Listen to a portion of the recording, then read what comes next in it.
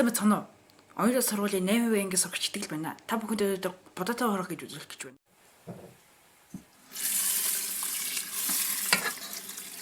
За эхлээд ногоонуудаа хэрчинэ.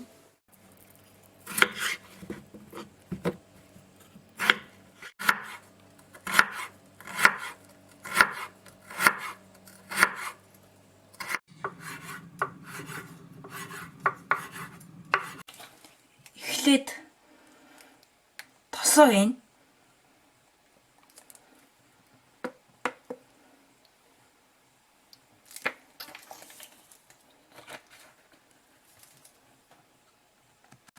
Дараа нь энэ тосондоо сангина ийн.